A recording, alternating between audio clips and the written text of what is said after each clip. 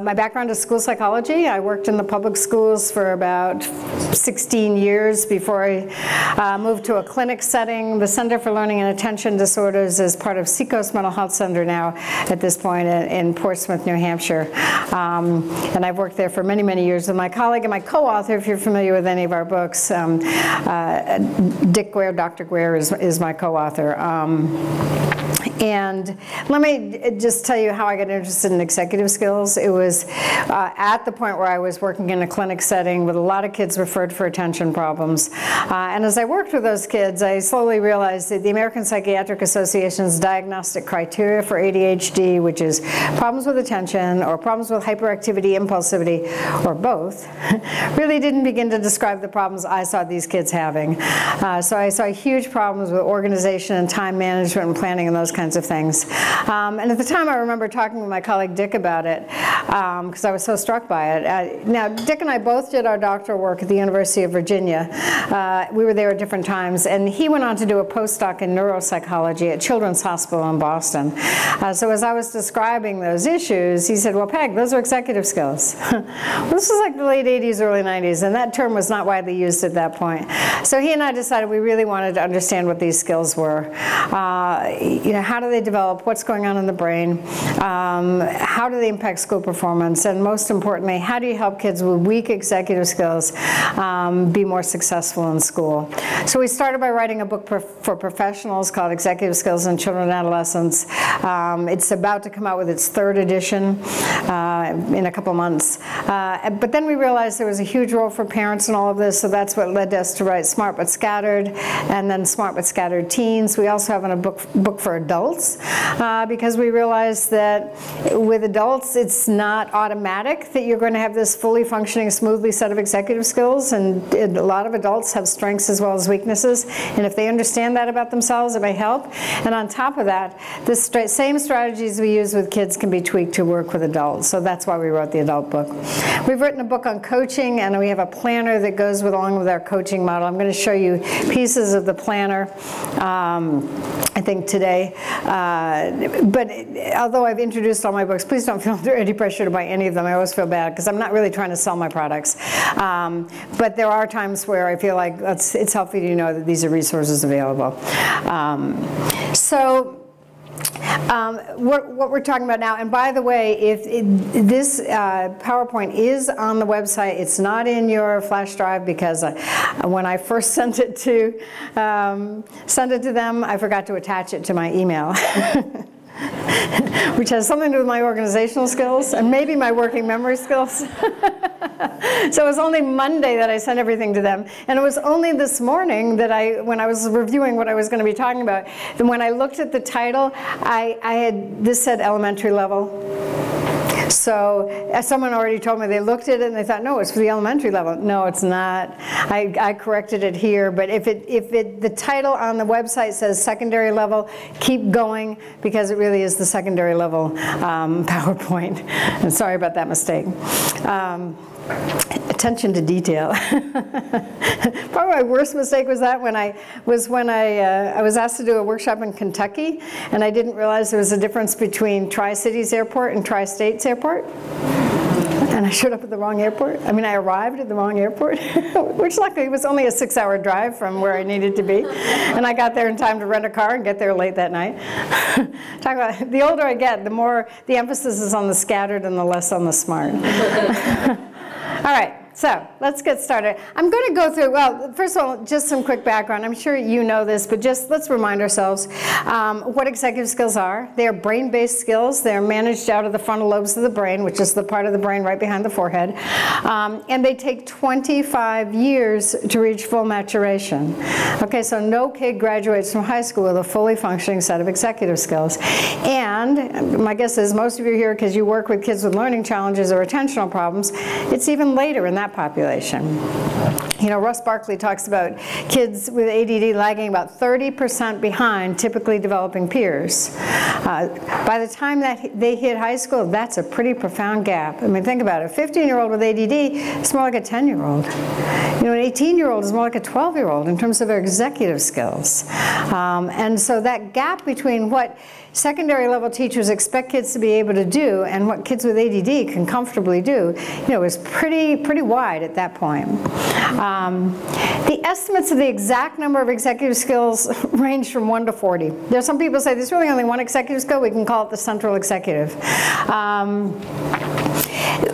At least we agree generally on what the definition is, although it's fairly complicated. I think, you know, when I've been reading a lot of research articles lately about that, and basically they're boiling it down to the behaviors, the skills required to support goal-directed behavior. So it's all in the context of achieving goals. I mean, I think that executive skills are skills required to execute tasks. That's an even easier way to remember it. So if you look at the hardcore research, like what neuroscientists are saying there are 3 executive skills. I've found them to be too broad to be useful for me. Some people, like George McCloskey, has just come out with a rating scale where he identifies 40 executive skills. That's actually too many for me. Because part of my message is if kids aren't acquiring these skills naturally, then we need to explicitly teach them. And I can't ask anybody to teach 40 skills. So Dick and I sort of took a middle ground. We started with thinking about, of all the skills that are out there that all the researchers and neuropsychologists and neuroscientists are talking about, which ones are the most critical for school success? And can we identify a subset within the larger pool that really sort of cover the waterfront in terms of school functioning? And so we settled on 11. And then our next question was, can we come up with definitions that are accessible to everybody? And so I'm going to go through those definitions one at a time just to make sure you understand what our model is. When we wrote our adult book, I went back to sort of brain research and say, is there a place in the brain that covers planning? Is there a place that covers goal-directed persistence? In some cases, it's not just one place. But in all cases, I was able to find some sort of delineation of these are the brain functions that are associated with this skill. So that, again, reassured me that even though neuroscientists only talk about 3 skills, there really is a difference between planning and response inhibition.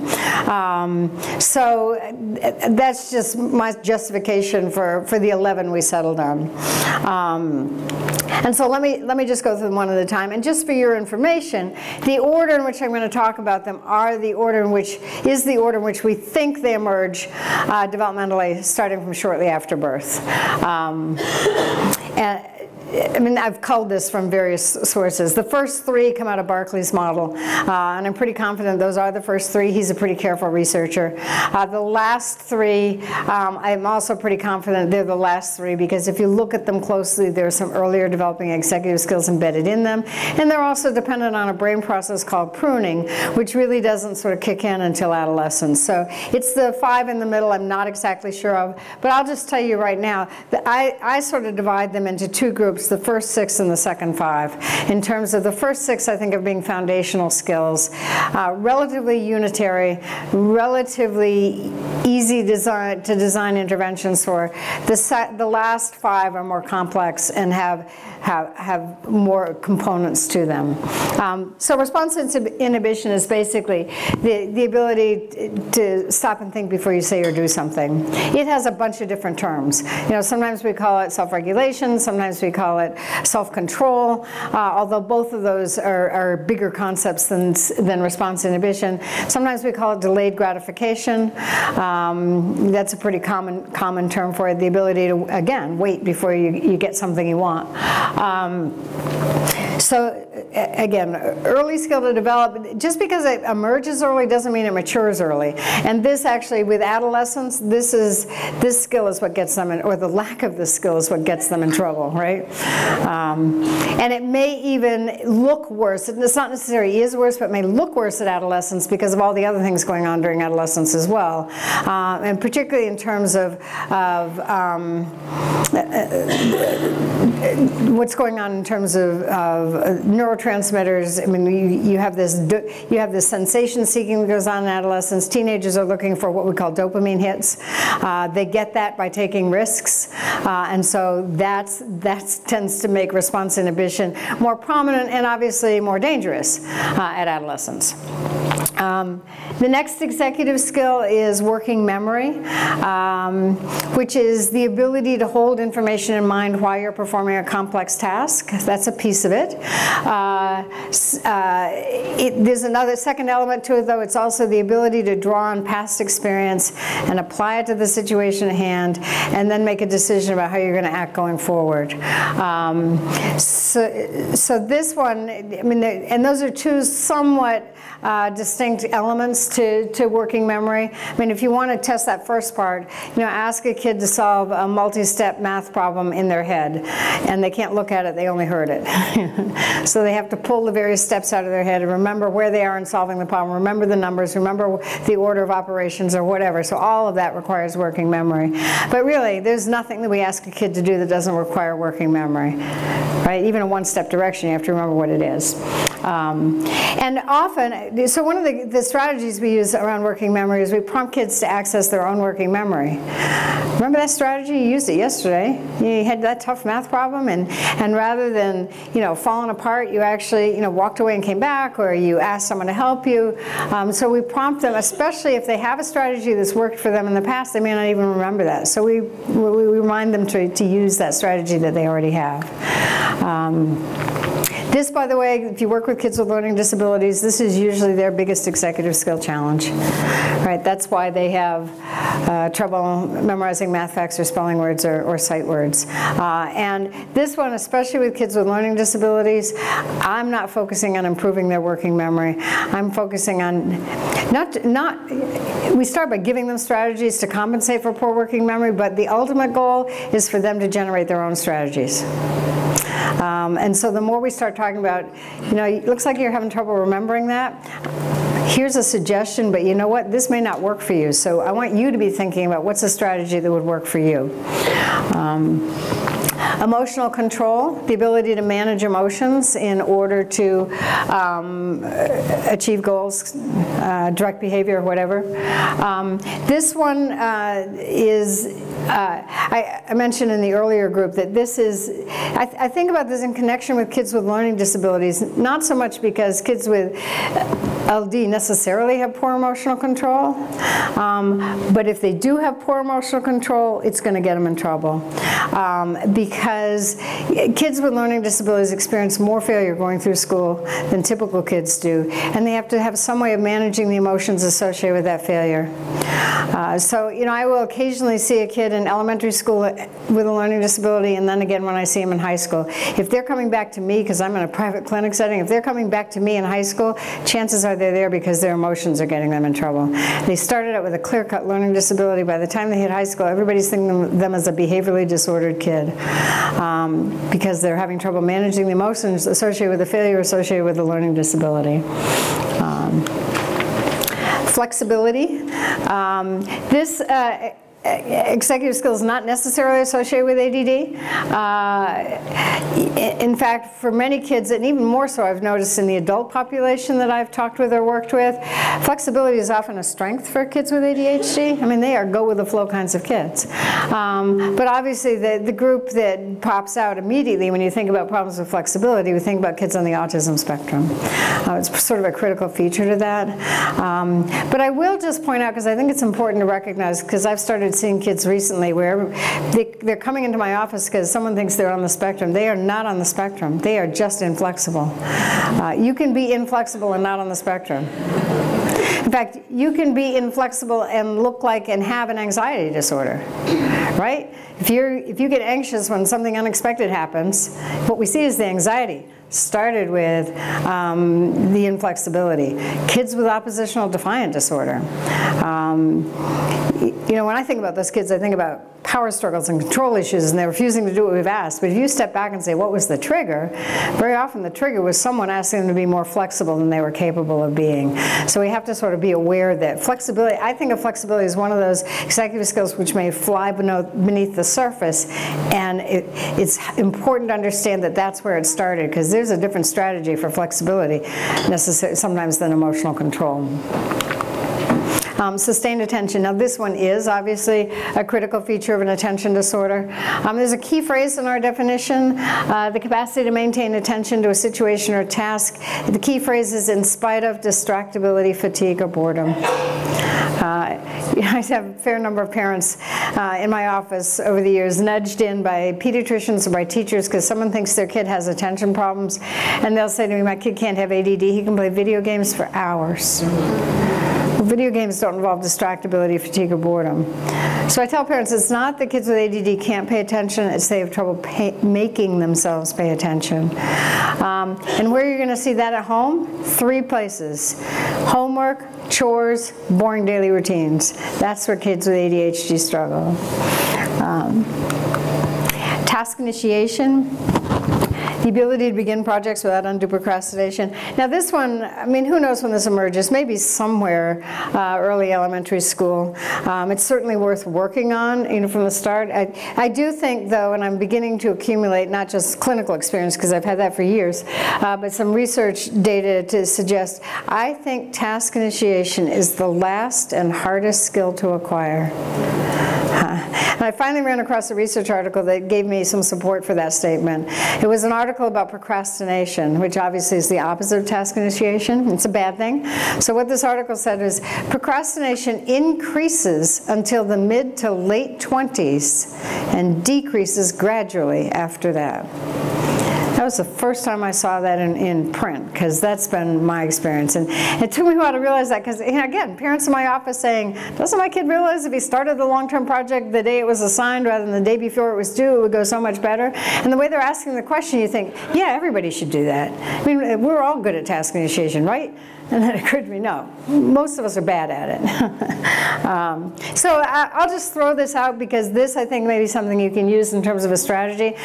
Because when when I type procrastination into an academic search engine, I get hit with 8,000 citations. It's a very challenging problem. 85% of college students say procrastination is a problem for them. 43% says it affects their grades. So I thought, we got to figure out how to teach task initiation. So here's the nutshell way to teach it. Teach kids to make a plan with a start time. And then make them start at the time they said they were going to start. Here's why. Because the brain learns by association. Anytime you can link 2 different things together over and over again, then it's just like Pavlov's dog. The bell makes the dog drool. The stated start time, pair it with the actual start time. I give this recommendation to parents all the time. In fact, I had a parent, I do a lot of parent seminars, evening seminars, and I had this parent say, okay, I know what you're saying about plan with a start time. I agree with you. You also talk about how giving kids a little more power over their own lives, which at the teenage level is really important. I know that's important. So last night, here's what I said to my kid, high school kid. I said early in the evening, when are you going to take your shower tonight? And the kid said, I'm going to take it at 9 o'clock. So 9 o'clock comes, and the mom says to the kid, remember, you're going to take your shower at 9? The kid says, I don't feel like taking it at 9. I'll take it tomorrow before I go to school. So you can imagine what happened the next day. The mom was dragging him out of bed, barely getting him to school, let alone taking the shower. So that didn't happen. So she said to me, what did I do wrong? And I probably would have made the same mistake when my kids were teenagers. But I said to her, okay, here's what you did wrong. Here's how you should have handled it. When 9 o'clock came and you reminded your kid that he was going to take a shower at 9 o'clock, you shouldn't have accepted no for an answer. You should have said, no, that was your plan. I'm going to hold you to it. And here's why I'm going to hold you to it. Because the brain learns by association. And if we can link stated start time and actual start time over and over and over again, then we're going to help you get through college successfully. You're going to learn how not to procrastinate. So I think these are conversations we can have with kids.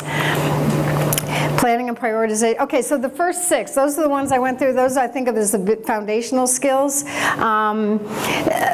Starting from here on, these are the ones we expect. middle school, high school kids to have. Some do and some don't. And actually planning, I think, the planning that goes into like a multi-step, multi-component long-term project, I think that may be a very late developing skill. And I think kids need to be taught how to plan, and it needs to be modeled, and we need to watch them practice and give them lots of opportunities to practice. And what I've seen, because it's a late developing skill, teachers do the planning for kids, so they break long-term projects down into subtasks and timelines and interim deadlines.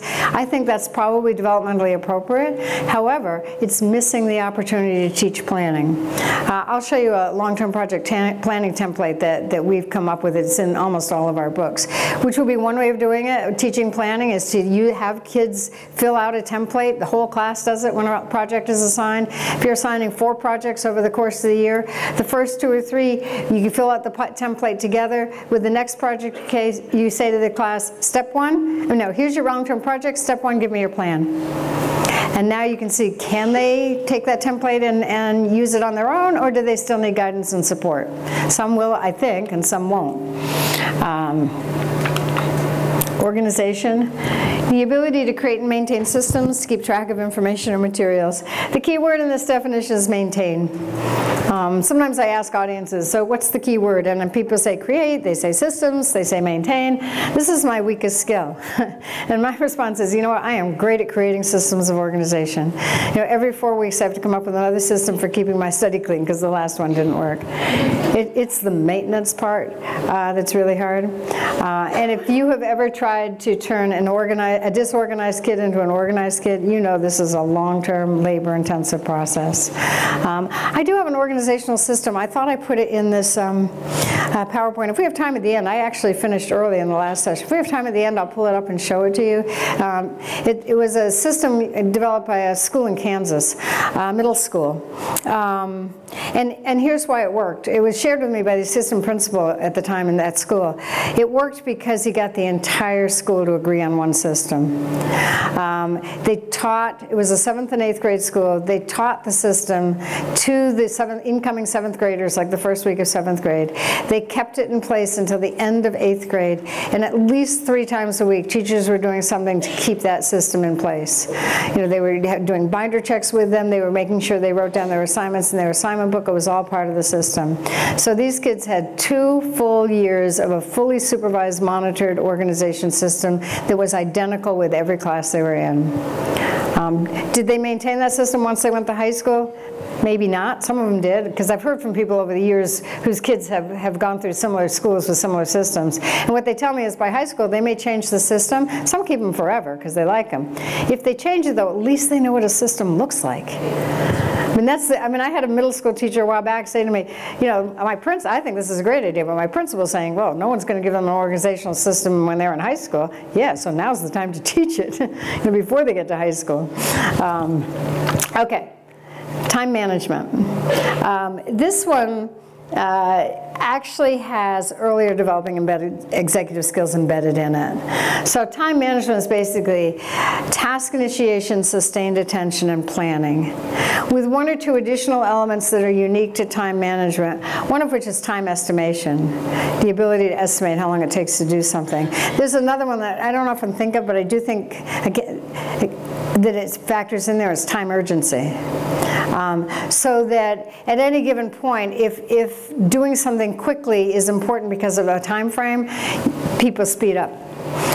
And some kids never do that. And again, if there are any school psychologists in the class, are there any school psychs in the group? Okay, and you know where you give something like coding and you say work as quickly as you can, and now, and they just work at the same old pace, so they didn't even process that. Or even if they did process it, they have one speed. So time urgency becomes an issue for some. But I think more often than not, it's really the time estimation piece that gets these kids in trouble. And more often than not, with poor time estimation, what these kids typically do is they underestimate how long it's going to take to do an effortful task. And then they don't build in enough time. And so, you know, if they're in high school or college, to pulling all-nighters in order to finish something by the deadline. But I do see a subset of kids who do the opposite. They overestimate how long an effortful task is going to take, and they don't want to start it because they think it's going to take forever. Those are two extremes, but what I'm beginning to think is that the typical kid doesn't have that well-developed a sense of time, and I think even though they don't think it's going to take forever, I think they think it's going to take longer than it actually does, and even that's enough to lead people to procrastinate, because they just don't feel like doing it, because they feel like they're going to have to devote this entire chunk of time to that. Well, if they could learn that, no, it's only this chunk of time they're going to have to devote to it. So I've had resource room teachers who tell me that they just, every once in a while, they just, whatever the kids are doing, either their individual homework or a whole class group, they say, okay, I'm going to turn on a stopwatch. Let's see how long this takes. Because I don't know, but let's get a sense of how long this takes. Okay. Goal-directed persistence.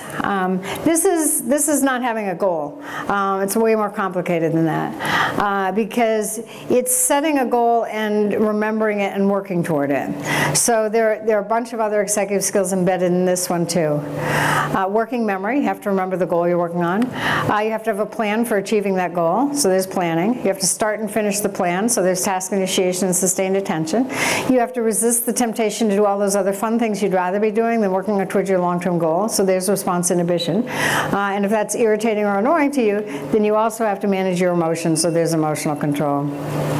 You could probably find a place for all the other executive skills I've talked about so far, folded into goal-directed persistence. And you know, I often say this is the killer skill for middle school parents. They expect their kids to have this skill, and they don't. And they're pulling their hair out. You know, they're saying, doesn't my kid realize that how he's doing in 8th grade is going to affect what college he gets into in 4 years? No, they don't have that kind of time horizon. They can't see that far out. And so I just feel for them, because those parents come in and when I say, so what brought you to my office? They say, my kid has no work ethic. And, you know, I want to say 8th grade is way too early to start thinking about work ethic, or at least looking at 8th grade behavior and making an assumption about work ethic. Because these kids, there's so much more going on in their lives than that long-term goal of getting into college.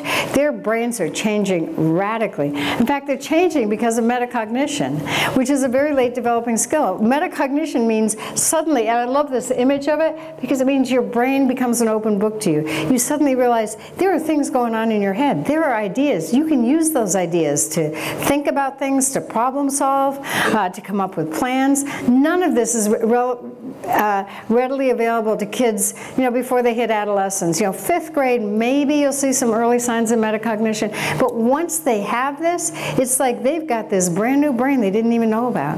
And that's what they're using it in the present moment. They're using it to think about themselves. They're using it to think about others. And in the early stages of metacognition, because they're thinking about themselves all the time, and they look around them and they assume everybody else is thinking about them too. Which is why that whole self-consciousness, easily embarrassed thing goes on with early adolescents, because when they realize they have thoughts and they're thinking about them, and the kids sitting across them have thoughts, they must be thinking about them too. So all of that is going on, which is why they are nowhere near thinking about what's going to happen in 4 years. Okay, so those are the 11 skills in some sense of the timeline there. And now, here's my goal. I mean, if I could hold a magic wand over schools in the United States or even throughout the world, my goal would be for people to start using these concepts, this vocabulary, this terminology in their everyday conversations with kids, so that you can talk to them about what's getting in the way of you doing your homework. Oh, it's problems with task initiation. Okay, let's see if we can work on that. Or you get distracted. Oh, that's a problem with sustained attention. What can we do with that? Because in the absence of all of that, this is the way we talk about these kids. This was a kid I saw him first at age 7. He was one of the most hyperactive, impulsive kids I'd worked with at that point. He somehow managed to get through elementary and middle school successfully, in part because his mother stayed on top of everything. She communicated closely with the teacher. She made sure he did his homework. She made sure it was in his backpack. When this kid hit high school, you know, and when kids like this hit high school, all that becomes a moving target. And moms can't do it by themselves anymore. In fact, she called me up after the end of his freshman year. And she said just that. I can't do it by myself anymore. I'm afraid I'm going to lose him. He's going to drop out of school. He had, what was his academic record his freshman year? He'd failed 2 classes. He was in summer school to retake those classes. He had D's in 2 classes. He had 1 A. The A was in a class called ROTC. His high school offered that. It was perfect for him, this active ADD kid who wanted to join the military.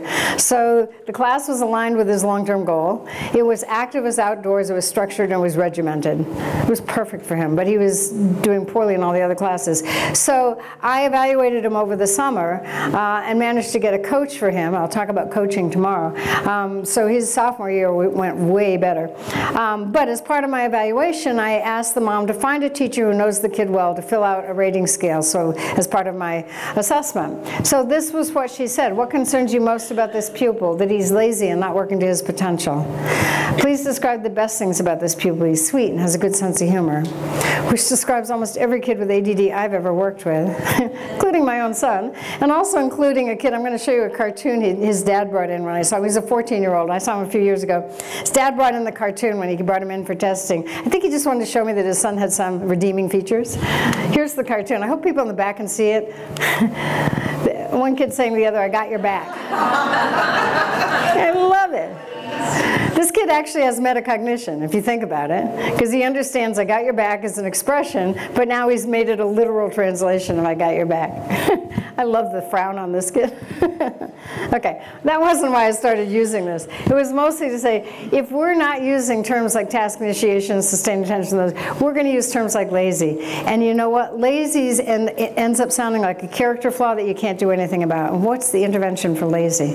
And when you call kids lazy, then they start calling themselves lazy. I saw a kid about 3 years ago, it wasn't in the summer. He was in a charter school because the public school was not a good match for him. The regular public school wasn't. But he was still not doing homework in summer school, in the charter school. And his mom said to me in the course of my interview with her, she said, you know, his dad went to MIT. His dad says to him all the time, "You are so lazy, you could never get into MIT." And it sounded in that kind of tone of voice.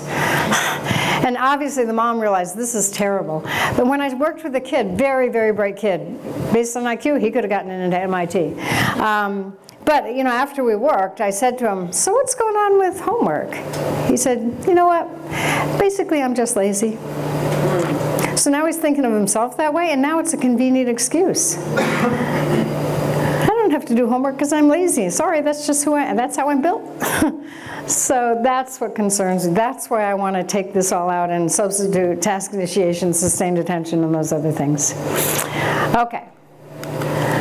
Oh, and one other cartoon is, it really, again, reinforces the pervasiveness of the application of executive skills. The title of this cartoon is "Dale's 4th grade education pays off." And the prospective employer is saying to Dale, "The job you are applying for will require you to know long division, state capitals, and cursive writing."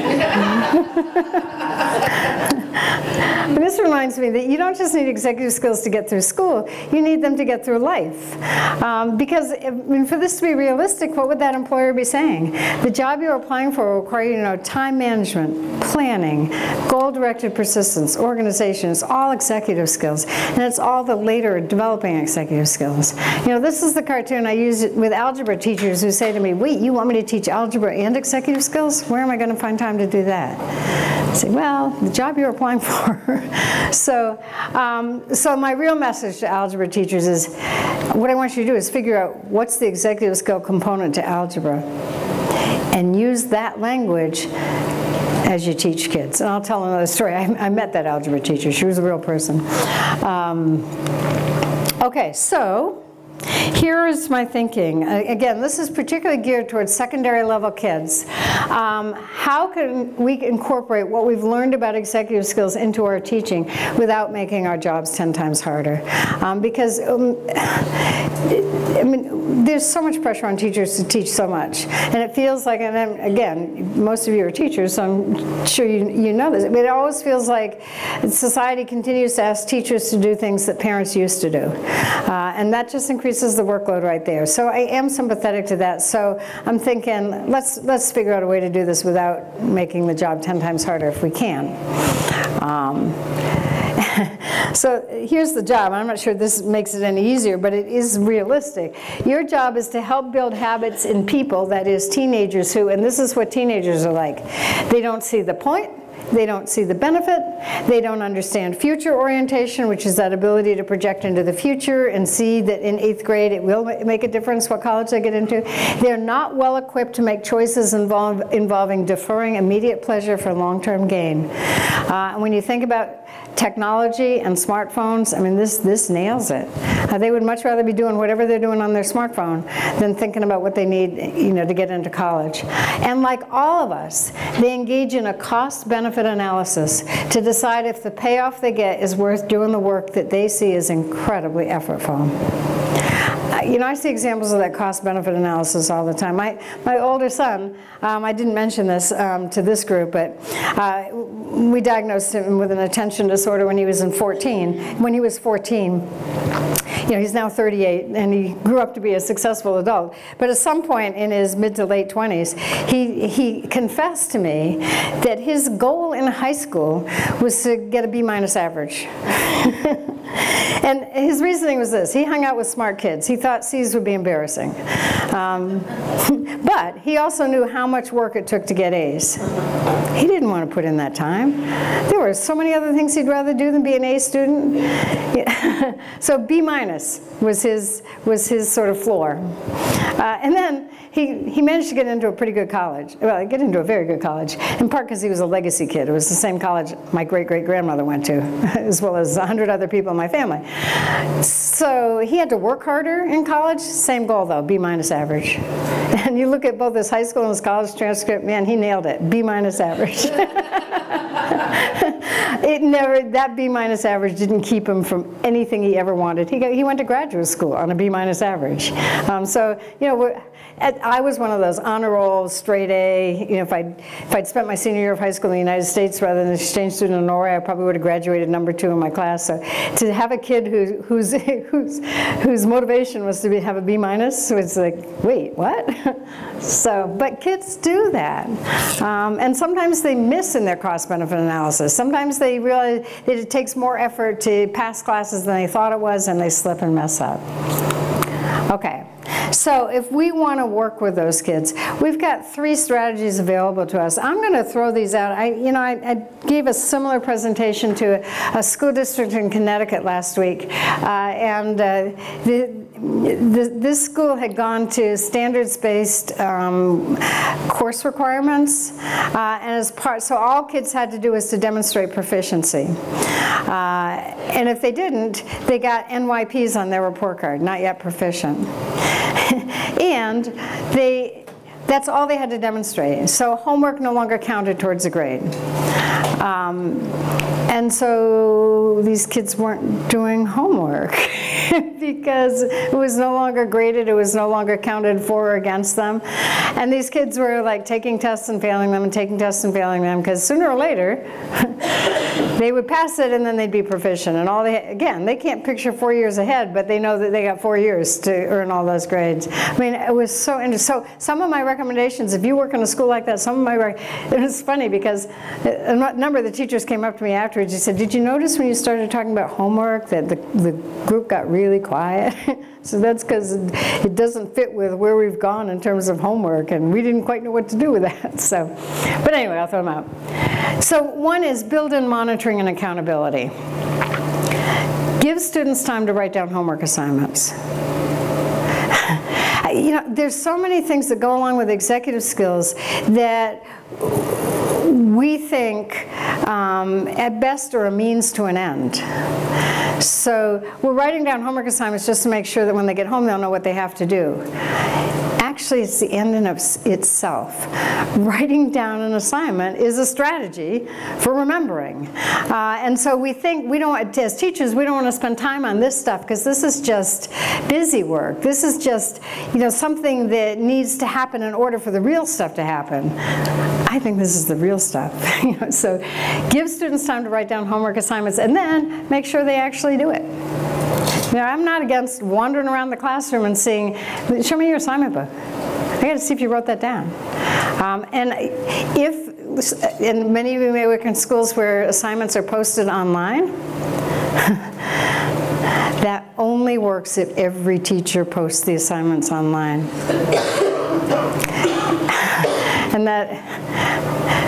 And usually when that happens, it's someone in the administration is checking in with teachers to make sure that's happening. You know, and I realize whenever these things come up and kids will say to me, well, that teacher doesn't post the assignment online, or that teacher never got me that essay back, so I don't know how I did on it. And I just have to stop and say, you know what?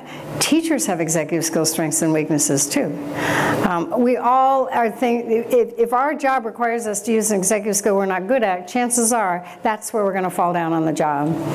You know, that attention to detail, that's why I forget to attach my PowerPoint slides when I send the email. We all do it.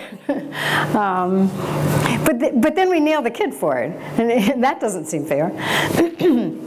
Monitor whether they hand in homework and build in meaningful consequences for missing homework. And you know, this makes it sound like I am thinking like homework is the most important thing we could ask kids to do. And I don't think it is necessarily, and I know the research doesn't support the benefits of homework. Possibly at the high school level it does. Many years ago I published an op-ed piece in Education Week, which I called The Solution to the Homework Problem. And what my solution was, I basically said, you know, high schools have different tracks. They have college track, at least in those days. College tracks, vocational tracks, you know, whatever. Create a no homework track. If you had a no homework track, then that would end all the arguments about homework. You know, the teacher could say to a kid, you're not passing your homework. I guess you belong in the no homework track. Parents wouldn't have to fight with their kids about doing homework. All they could say to them, you should be in the no homework track. And then I suggested, mostly because I think high schools are probably cringing at this, you know, it might take 5 years to finish your high school degree if you're not doing homework rather than 4 years. That's okay. But if a kid knew that he was going to have to spend an extra year in high school, he might do the homework. But so, you know, I have very mixed feelings about homework, and I follow the research closely. But most high schools ask kids to do homework, and they expect them to use their own executive skills to get that homework done. And for some kids that's tough, which is why I've got this other one down here. If students can't work independently at home, find ways to provide supervision in school. Most of the middle schools I work with now are very good at having after-school homework clubs. Some high schools are doing that. It tends to be less common at the high school level than at the middle school level. But if we're going to ask, if homework becomes a part of a kid's grade and a part of our expectation and kids can't do it at home, then we've either got to figure out a way to help them do it at home, or we got to find a way for them to do it at school. Teach students missing skills. I think a lot of teachers assume by the time kids hit high school, they have skills. They've been taught how to take notes. They've been taught how to plan long-term assignments. They've been taught how to write essays or how to study for tests, or how to organize notebooks and materials, or how to plan their time, or how to self-monitor and evaluate. We may need to teach them that. You know, how to take notes. For instance, my older brother was a history and government teacher in Vermont for many years. He's now retired, although he didn't retire until he was age 68, and he still substitute teaches because he loves the interaction with kids. But when he relied on the lecture method for teaching history and government. He was a very entertaining lecturer. But what he did at the beginning of every class, when kids came in, he handed them a one-page sheet that had the key points he was going to make during that lecture. And there was a space below each point. And he said, okay, I want you to fill in the details that go along with that point. So he's basically giving them a structure, or helping them prioritize what they need to take notes. At the end of the class, I mean, he taught in a very low-income school district in northern Vermont. At the end of the class, he would hand out a second sheet. It had the key concepts, it had all the supporting details. So he basically was modeling, here's what good note-taking looks like.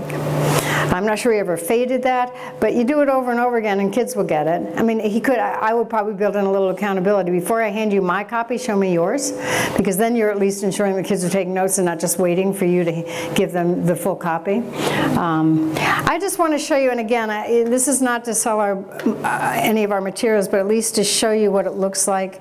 And this is where my cursor has been doing funny things, so we'll see if it works. Yeah, these are the strategies that we put in our academic planner. In fact, we put in multiple copies so kids could use them multiple times to watch, to learn from the process. So this is our studying for tests template. And basically what we said was, okay, here are 18 different ways of studying for a test. Make a plan and decide which of those strategies you're going to use.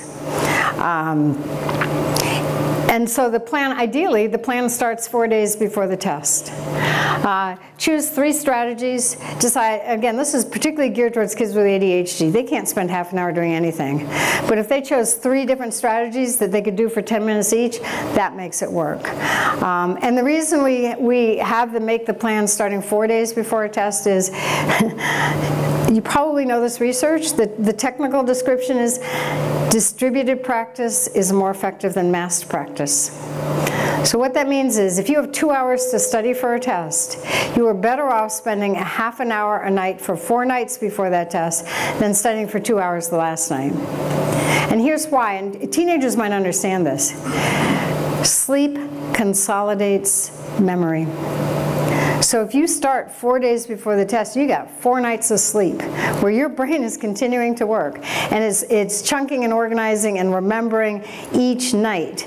And so you've got 4 nights of sleep to pull that information together. That's why, and this is something really important to tell teenagers and college students, pulling an all-nighter is the worst possible way to study for a test because you're not getting any sleep. You know, even if you're vastly unprepared, you are better off studying until 2 a.m. and then getting 6 hours of sleep than you are trying to pull an all-nighter, even if you feel like you haven't covered everything you need to cover, because that sleep is really important. And so after you've created the study plan, then you build in an evaluation. What strategies worked best? What strategies were not so helpful? Did you spend enough time studying? Yes or no? If not, what more should you have done? What will you do differently the next time? What are we working on here? We're working on metacognition. That's that whole self-evaluation piece. So that's the template we created for that. Let me just show you. You know, we have 2 other templates. One is for writing a 5-paragraph essay. Let me see if I can find that one. Page 45. Okay. Yeah, so, I mean, it's a pretty simple template. Some kids might need more than this, but I've had teachers tell me they found this really helpful. You know, the introductory paragraph, sentence 1 summarizes what your essay is about. Sentence 2 focuses in on the main point you want to make. Sentence 3 adds more detail, explains why the topic is important. And then each body paragraph, what's the topic sentence, what are the 3 supporting details?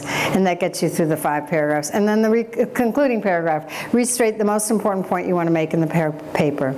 So those are just examples. Again, you could probably access other similar templates or make your own, but the point is giving kids a template to use so that they're not sort of left to their own devices for how to study for tests or how to write essays or whatever. Okay. Where is that? Okay, there are a couple of different places. It's in the academic planner. I don't think they have that here. Of all the things we sell, that's the cheapest. So if you go to Amazon and type in my name, it's called the Work Smart Academic Planner. So it'll get you that way. If you type in my name, I think it'll get it to you, although someone told me at one point that was not in their resources. It's also in, if you happen to have, it's in our Executive Skills in Children and Adolescents book. It'll be in the revised version coming out in a couple months, and it's in our coaching book. We did change it from the one that's in the Executive Skills in Children and Adolescents book, actually based on some feedback that I got from, let me go back to the Studying for Tests template. I met a resource room teacher at the Taipei American School in China. She worked in New Hampshire before she went there. She divided up our 18 strategies into 3 categories, which I really liked. One is passive strategy, so you're not having to do much, like rereading the text. You know, that's a pretty passive strategy. Rereading your notes, those are passive strategies. Active strategies are better. Make a study guide, make flashcards, and then active strategies with feedback are the best. So that would be quiz myself using Quizlet, take practice tests where you check your answers, redo old tests or homework so you're practicing something and you're getting the feedback. So when she's using this template with kids, she's saying, okay, here are 18 different ones, but see how many you can use that are in the middle or the right-hand column rather than that. Okay, so back to, keep track of the time here. What time is this supposed to end? 3:45. Okay, good.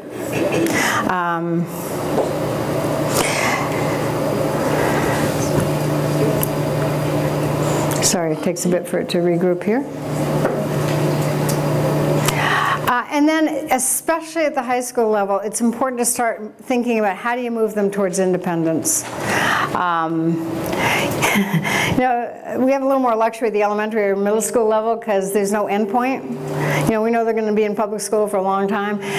By the time they hit senior year in high school, there is an end point, and we want them to be pretty independent by that point. This is where I often see conflicts between parents and schools. You know, very often teachers recognize these kids, they're going to fall apart when they go to college because we are propping them up. Parents are focusing on wanting their kid to pass, or in some cases wanting them to get the best possible grade so they can get into the best possible college. And they're not seeing how much everybody is propping them up, and they're not looking ahead to, without the props, the kid's going to fall apart. And so it feels like starting in their freshman year, we really need to be thinking about what does the exit point look like? What do we want these kids to look like by the time they graduate from high school? I worked with a special ed coordinator at Portsmouth High School in New Hampshire many years ago. She's retired now, and I honestly don't know how she did it, but she had a routine down. So when kids started at that high school in their freshman year and they came to the resource room, you know, for attention problems or executive skill challenges, they were offering massive amounts of support, including almost on a daily basis going through their backpacks and making sure they were organized. I mean, it started with that. It started with making sure they had everything they needed to take home at the end of the day. They had all their assignments written down.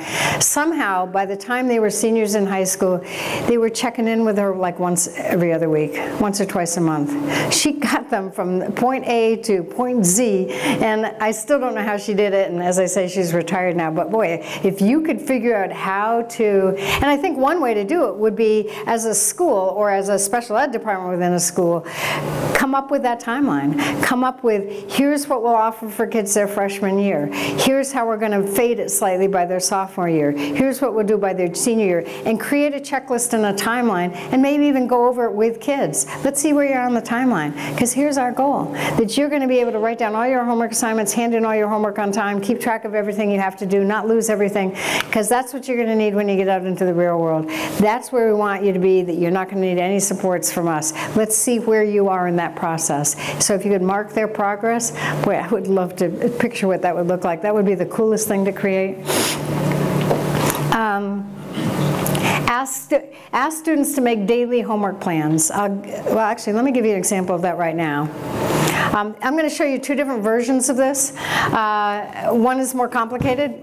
The upside is it gets at more executive skills. The other is simpler, and the upside of that is it's streamlined and quick. Having kids make a study plan before they go home. Although I've also had parents use this as well. So if they're not making this plan at school, when the kids get home, the parent says, okay, make a plan, tell me what you're going to do. But basically you start, this isn't where they write down their assignments, this is where they list what they have to do. You know, social studies, Spanish, algebra. For the assignment details are somewhere else, they should have what those details are in their head. So then they've written down that assignment, then you ask them, how long do you think it'll take? You're working on time estimation here, which is a huge part of time management. Then you ask, when will you start? There's that plan with a start time. Okay, so now we're getting them to think about when they're going to start. Where will you work? We have variations on this in our books, but this one isn't in there. But we added in where were you work. It'll be in our revised edition of the Executive Skills in Children and Adolescents. We added that in after I read research articles about the impact of mental rehearsal and visual imagery. If you mentally rehearse using as much visual detail and maybe even pulling in other senses as well as possible as you can into that that mental rehearsal, that vastly increases the likelihood you're actually going to do what you just visualized doing.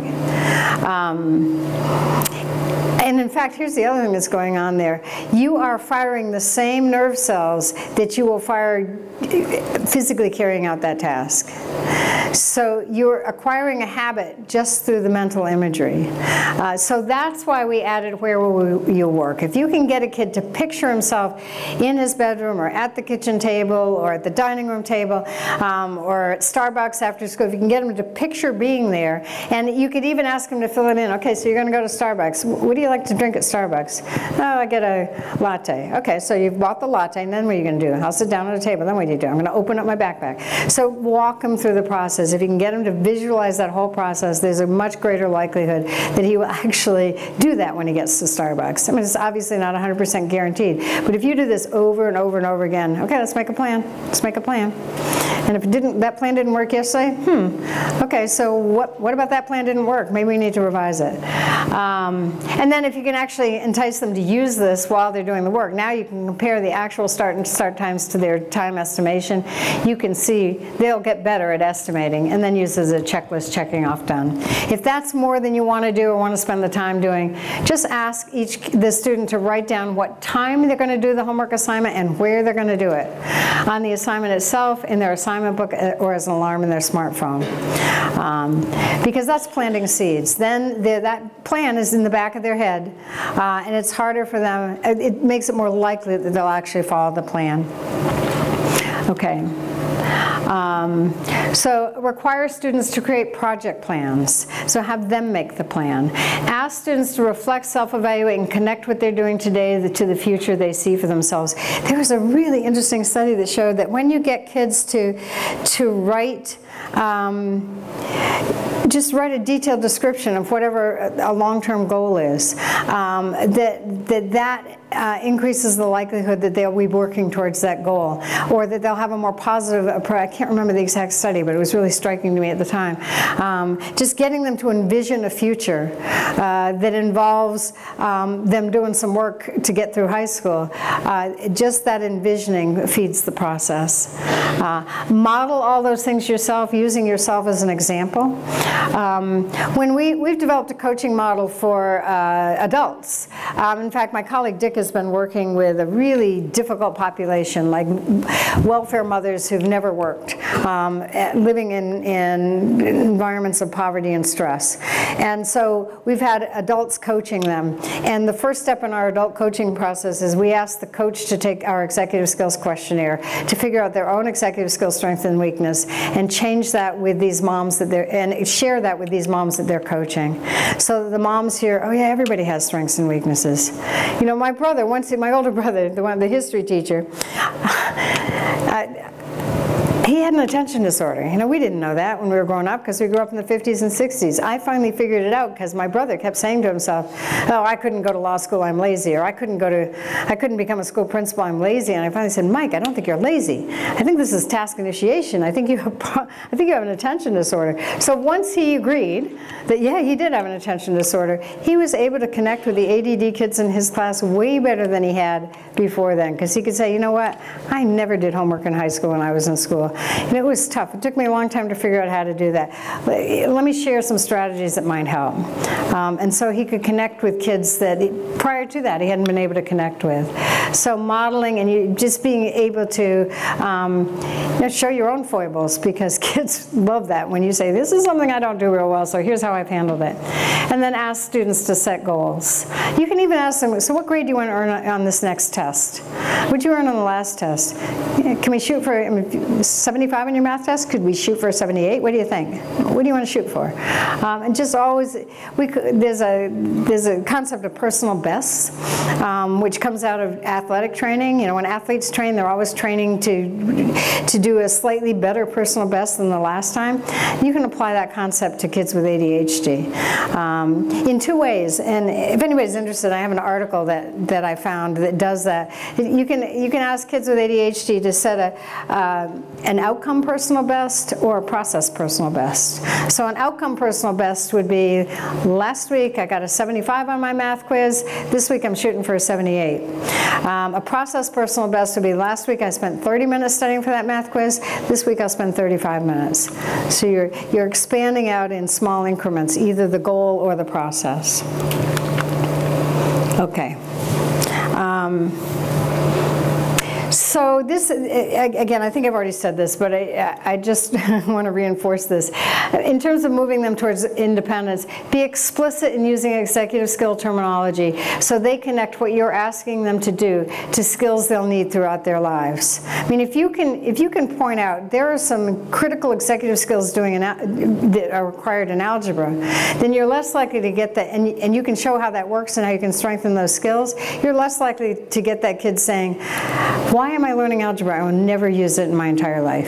In fact, a few years ago, I was in Idaho doing some seminars, and my husband joined me. We're driving up to Glacier to go to Glacier National Park. We'd never been there. So we're driving the back roads of Idaho. I drive around a corner, and there's this motel by the side of the road, and it has one of those signs that you can change the lettering on to say different messages.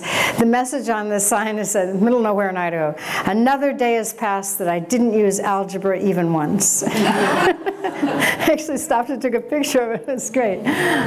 Okay. Now, here's what I'm going to do with most of the time we have left. I want to share with you, there's a school in Virginia called Mountain View School. It's an alternative high school where they have embedded executive skills in their curriculum in a very thoughtful way. This is how it started out. Yeah, it started out. A guy named Tim McElroy was the head of special ed at the school. He went to one of my colleague Dick's seminars. He used to do seminars. And he came back all charged up, and he said, oh my God, this is what we need for the kids in our alternative school. So he started with a study group. You know, he said he just announced to the faculty, okay, next year we're going to spend a year learning about executive skills. Anybody want to join? He actually bought our Executive Skills in Children and Adolescent book, and they basically did a book club. They'd read a chapter and talk about it, read a chapter and talk about it. By the end of that year, he actually wrote a grant that got funded. And those same 7 or 8 teachers that signed up for his study group, he paid them, he paid all of them, including himself, to write lessons over the summer, taking each of our skills and a lesson for each one. And he contacted me over the summer, just telling me what his project was. He said, could you be a consultant? I said, yeah, I'd be happy to, because I was really curious to see what they come up with. So he'd feed me stuff periodically. I mean, it was all their work, but it was fun to be able to watch it. They piloted it the next year. And that first year, Tim created a website where each time any of those 7 teachers taught a lesson, they would go on afterwards and say, here's what worked, here's what didn't work. So I check in periodically. It was like a work in progress. You could say, oh, look at what they're learning. This is really interesting. So they refined it over the course of the year. They did it the next year as well. I think it was the end of the second year. That particular school, the faculty got to choose the theme for professional development. They chose executive skills as their theme that they wanted to focus on. And so within 3 years, the entire school has adopted this curriculum. So they all teach the same lessons at the same time, so kids aren't exposed to them more than once. And here's the framework they developed. I'm going to show you one of those lessons. It's my favorite one, although they're all pretty good. 30-minute mini lesson on Monday. Their typical approach is to find a funny YouTube video that illustrates the executive skill. They show the class the video, and then they have some discussion questions that they ask kids to get them thinking about what was the point of that video. Each of their executive skills, they have a focus for the week, so it's a catchphrase that sort of captures that executive skill, and the teacher may use that question or that focus just periodically during the class to remind kids, this is the focus for the week. And then as that executive skill presents itself naturally during the course of the week, the teacher points that out. They do a debrief on Friday, quick, what did we learn this week? And then they start a new lesson the next week. So it's about a 12 to 13 week cycle. They do it once a year, probably starting around November. Okay, so let me see what else I have here. Yeah, so this is the background that Tim created a PowerPoint. He's given me permission to use pieces of it here. Here's his thought about executive skills. They can be easily confused with being lazy. Can't be developed just from observation, at least with the kinds of kids you and I work with, it can't be. It tends not to be universally underdeveloped, so we can usually find an executive skill strength even in kids with a ton of weaknesses. And so if we can reinforce them for that strength as well as working on their weaknesses, that helps. It can be directly tied to difficulty learning from the past. Therefore, tough love may not be effective with these students. Elementary teachers tend to assume a skill deficit with kids. By the time they hit high school, Tim maintains it shifts around middle school, and so now we're starting seeing that as a motivational deficit. So now we're saying the kid is not doing his homework because he doesn't want to, as opposed to because he can't. And then we start blaming the kid in ways we didn't when we saw it as a skill deficit. Well-developed executive skills are a better indicator of academic and life success than IQ, and there have been studies that have shown that. If you can capture a kid's executive, or evaluate a kid's executive skills, and I was just looking at an article earlier today, assess them in elementary school, it predicts middle school performance way better than IQ does. It promotes a growth mindset in students, although Tim acknowledged that after that first year of the pilot, they added another lesson on growth mindset, which they felt they had to do because kids were too quick to say, I am lousy at organization. That's not going anywhere. So Tim said, we got to turn that around and get it. I love Carol Dweck's idea of, I'm not good at that yet. And so that's what they focus on in their growth mindset lesson. And executive skills can be learned. Integrate and systematically teach executive skills in the context of the curriculum. Demonstrate to the students the impact of executive skills on class performance. Provide opportunities for student reflection. Assume a skill deficit, not a motivational deficit. So those are the guiding principles. I already went through the format of the lessons. Okay, so now I'm going to show you a lesson. This is well, I'm not going to tell you what the lesson's for. Oh, you can see it. Here it is.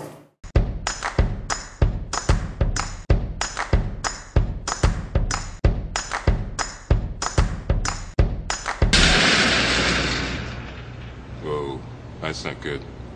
Oh, I don't need this. I'm already late. Somebody will come. Anybody out there? Do you have a phone? No. Sorry.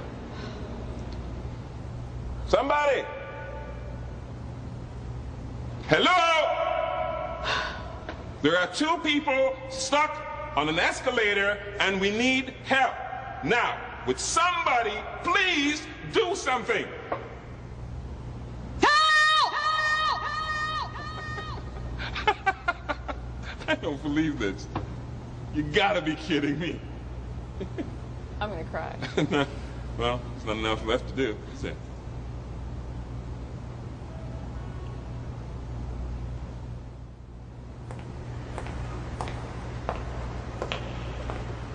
Hello? Hey, don't worry about it. I'll fix it in a second. He said he could fix it. All right. All right. That's more like it. He says he can fix it.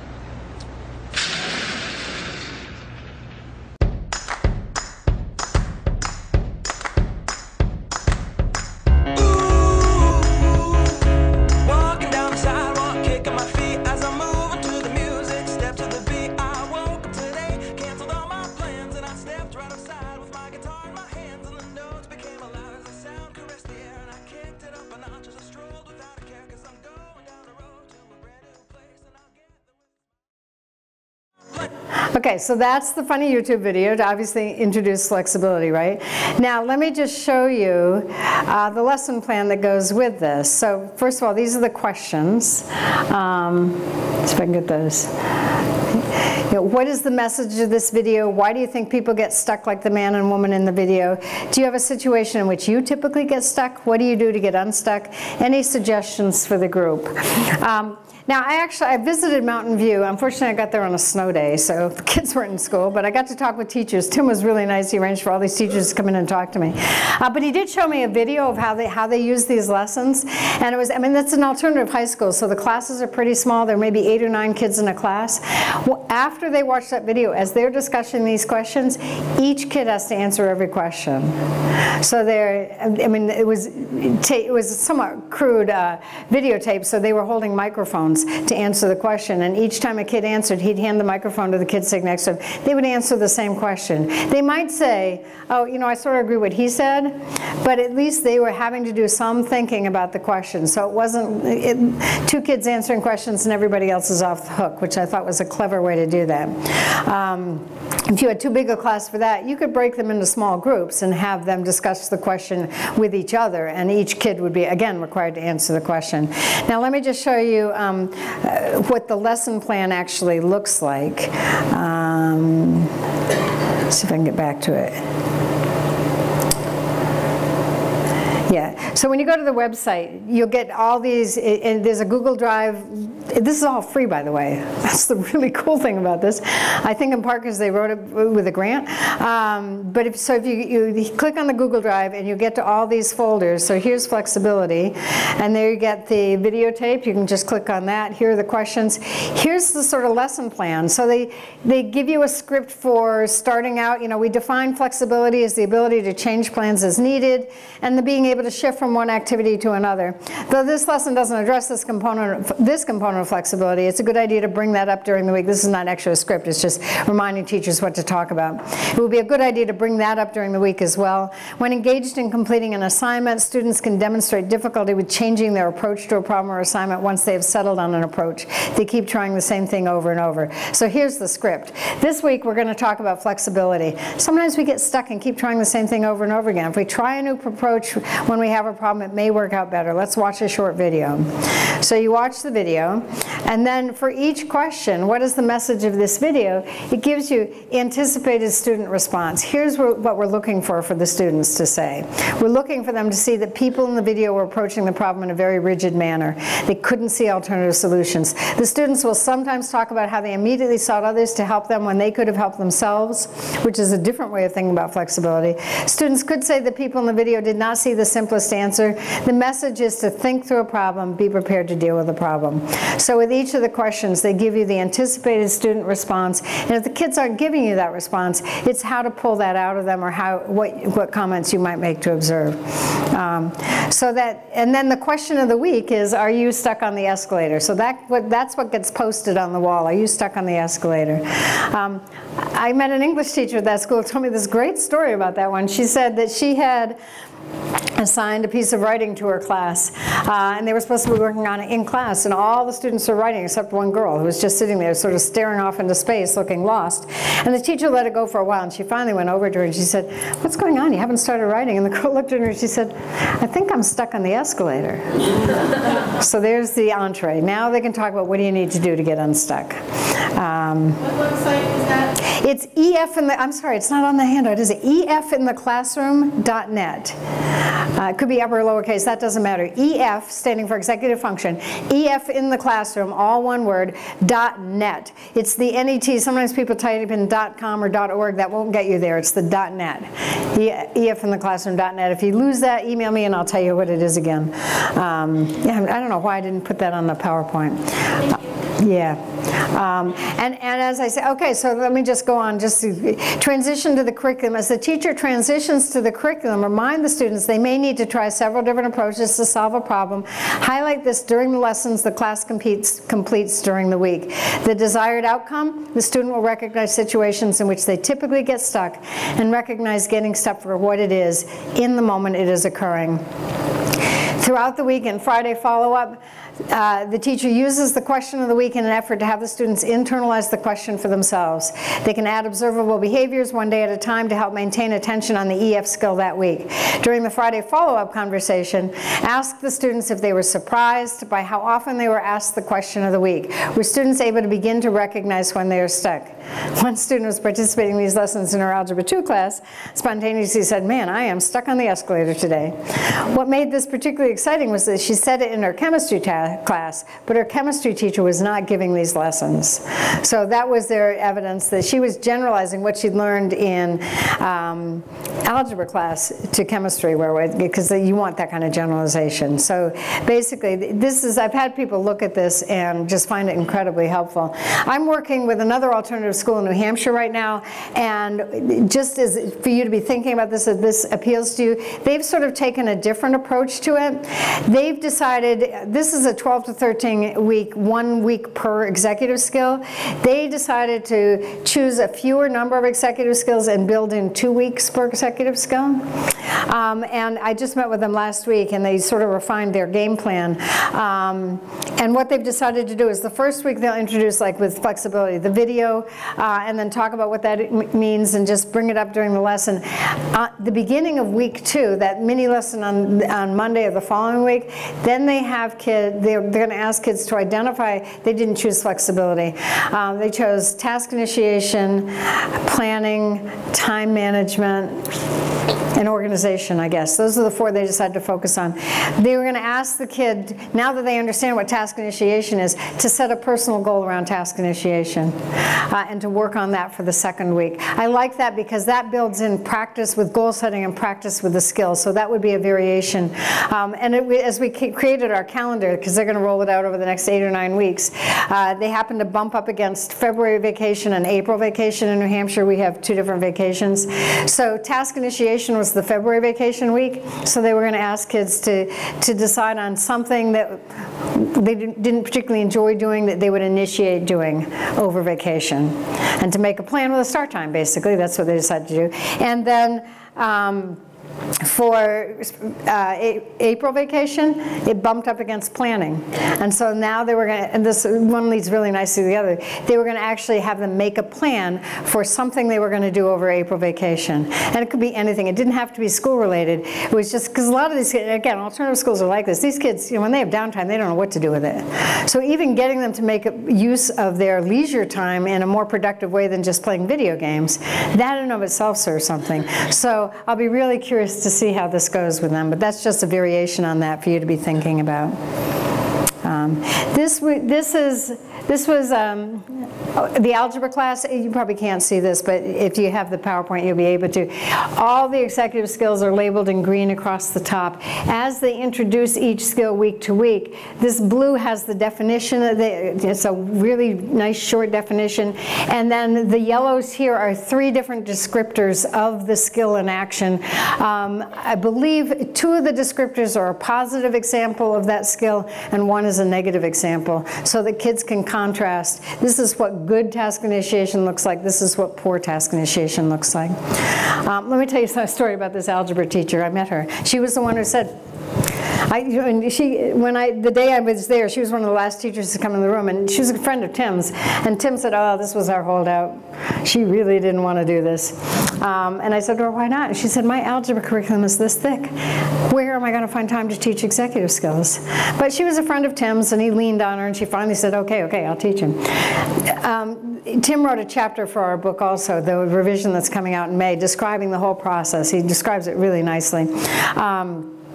But he mentioned that algebra teacher in the book, and what he says was, before those 12 or 13 weeks were up, that algebra teacher came to him and she said, "I will never teach algebra again without also teaching executive skills."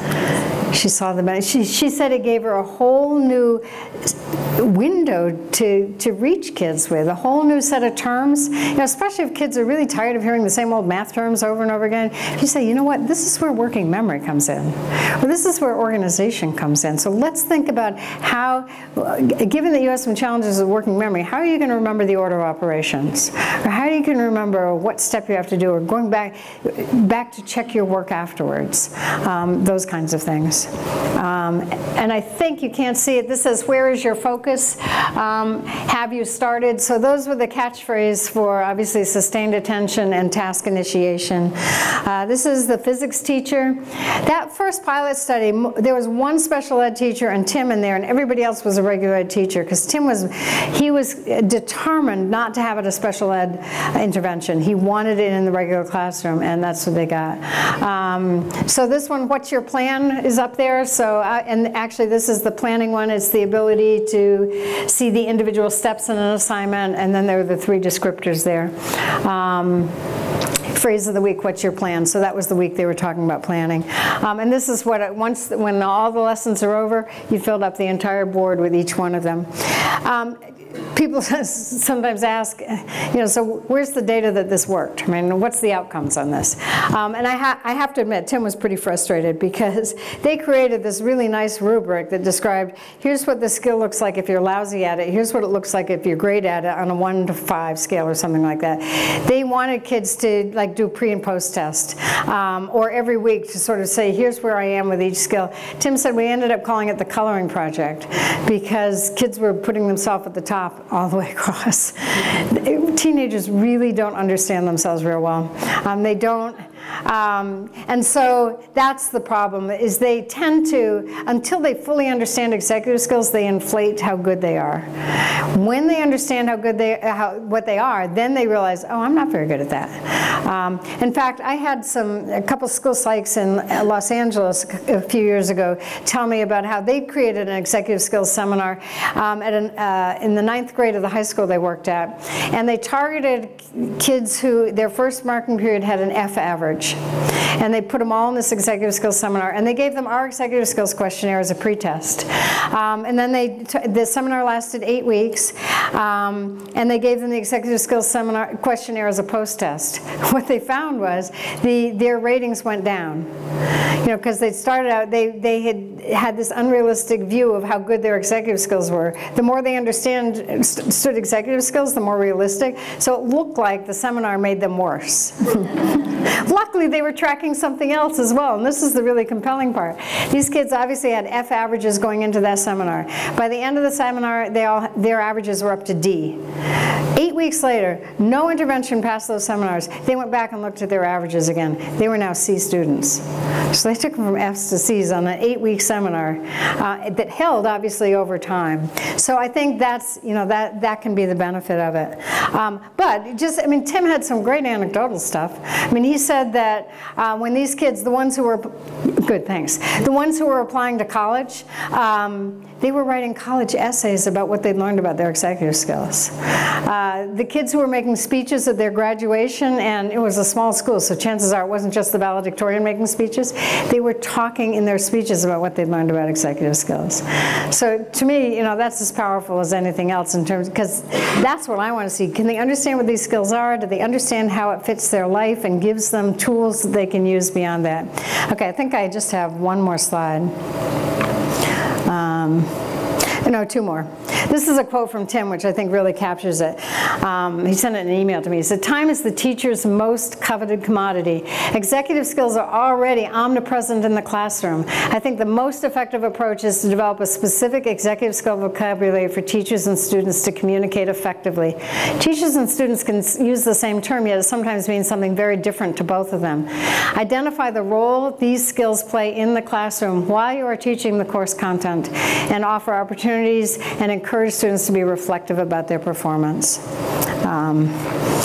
And then finally, what if all of this is not enough? I think with some of the kids we work with, giving them a positive message is the best we can do. Tell them you believe in them. Ask them to set tiny goals and make very small plans and commitments. I didn't talk about that at all, but I do think if kids are having trouble meeting big goals, make it tiny. In fact, I just read a book called, what is it called? Like 1 Minute Habits or something like that, where the guy was saying, that's how you acquire a new habit. Do 1 minute a day. Commit to doing 1 minute. It's really good book. I'd be happy to share the title if anybody wants. Do not put a pejorative label on them that they will carry with them for the rest of their lives. And I'm sure you guys know that, but you also know there are parents and other teachers out there who don't always. That's why my brother, at the age of 71, keeps telling himself he's lazy. And my parents are great parents, but you know, that's what happens. Okay, we have like a little less than 10 minutes left. Any questions or comments or? Yeah. At the high school, did they just do the same thing every year, or did they? They did, yeah, good question. So the question was, did that high school, Mountain View, do they do the same thing every year? Now, it's an alternative school, so they've got kids in and out. Many kids are only there for a year. But with the kids who were there for more than 1 year, it was a refresher course. And then they knew if the kid had been there before, they would say to the kid, you know, you were in this class last year. Do you remember some of the discussion that came up? Do you remember something you learned? So that you could then use their expertise, you know, from having been exposed to it. Any other questions? Okay. Email me with questions if you want, and thanks for coming.